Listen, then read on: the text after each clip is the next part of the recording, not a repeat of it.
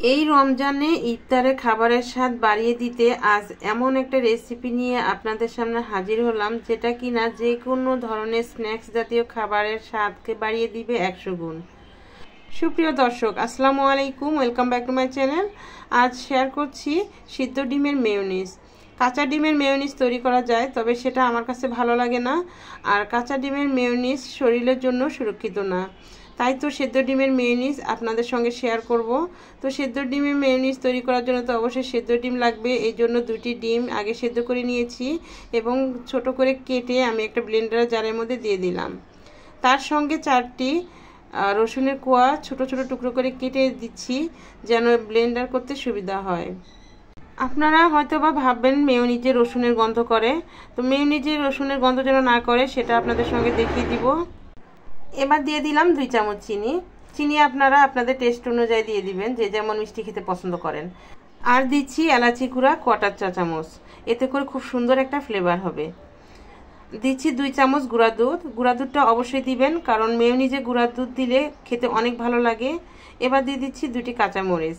কাঁচামরিচ যদি মেয়োনিজে দেওয়া যায় তাহলে একটু ঝাল মিষ্টি হয়, আমার কাছে অনেক ভালো লাগে। আপনারাও চেষ্টা করবেন কাঁচামরিচটা দিতে, তবে পছন্দ যদি না করেন তাহলে দেওয়ার দরকার নাই। আর দিচ্ছি 1 চামচ লেবুর রস। লেবুর রস দেওয়ার ফলে এখানে যে আমি রসুন দিয়েছি আর তেল দিব, সেগুলো কিন্তু কোনো গন্ধ আসবে না এই লেবুর রস দেওয়াতে। আর দিয়ে দিচ্ছি 1/4 কাপ ভিনেগার। ভিনেগার দিলে এই মেয়োনিজ দীর্ঘদিন কিন্তু ফ্রিজে সংরক্ষণ করে রাখা যাবে। আর দিচ্ছি 1 চামচ পরিমাণে পানি দিয়ে দিলাম। দিচ্ছি স্বাদ মতো লবণ।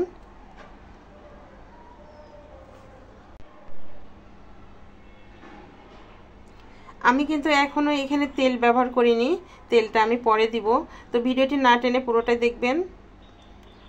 এবার এই সবগুলো উপকরণ আমি খুব ভালোভাবে ব্লেন্ড করে নেব।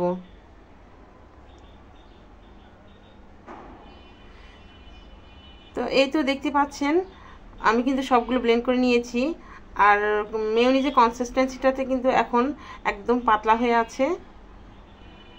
তো এখানে আমি 1/2 কাপ থেকে একটু বেশি তেল নিয়েছি। এই তেল কিন্তু একবারে দেওয়া যাবে না, অল্প অল্প করে দিয়ে খুব সুন্দর করে ব্লেন্ড করে নিতে হবে। এখানে আমি সয়াবিন তেল নিয়েছি, আপনারা চাইলে কিন্তু অলিভ অয়েলও দিতে পারেন। তো এই তো আমার মেয়োনিজটা কিন্তু এখনও পারফেক্টভাবে হয়নি। আমি আবারও তেল দিয়ে খুব ভালোভাবে এটা ব্লেন্ড করে নিচ্ছি। যতক্ষণ পর্যন্ত না মেয়োনিজটা স্মুথ হচ্ছে ততক্ষণ পর্যন্ত আমি অল্প অল্প করে তেল দিয়ে ব্লেন্ড করে নেব। আমার এখানে 1/2 কাপ তেল লেগেছে, তবে আপনাদের ক্ষেত্রে তেলের পরিমাণটা কম বা বেশিও লাগতে পারে। এই তো মেয়োনিজটা আমার কিন্তু পুরোপুরি হয়ে গেছে, আর দেখুন মেয়োনিজের কনসিস্টেন্সিটা। তো আলহামদুলিল্লাহ, মেয়োনিজটা খেতে যে এত মজা হয়েছিল, মাশাআল্লাহ, অনেক খুব সুন্দর হয়েছে। তো ফ্রেন্ডস, দেখতেই পাচ্ছেন মেয়োনিজটা কতটা স্মুথ হয়েছে আর কত পারফেক্ট হয়েছে। আমি আপনাদের একটা বাটিতে পরিবেশন করে দেখিয়ে দিচ্ছি।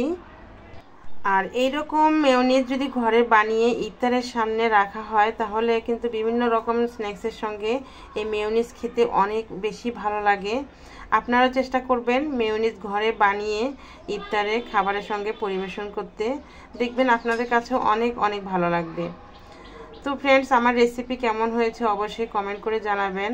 আর আপনি যদি আমার নতুন বন্ধু হয়ে থাকেন তাহলে অবশ্যই আমার চ্যানেলটি সাবস্ক্রাইব করে আমার পাশে থাকবেন। আর যারা সাবস্ক্রাইব করেছেন আপনাদেরকে অসংখ্য ধন্যবাদ। আপনারা যারা ভিডিওটি দেখছেন অথচ লাইক দিতে ভুলে গেছেন, কষ্ট করে একটা লাইক দিয়ে দিবেন, কারণ আপনার একটা লাইক আমার জন্য অনেক গুরুত্বপূর্ণ। তো ফ্রেন্ডস, আজকের মতো এই পর্যন্তই। দেখা হবে আবার নতুন কোনো এপিসোডে। সে পর্যন্ত সবাই ভালো থাকবেন। আল্লাহ হাফেজ।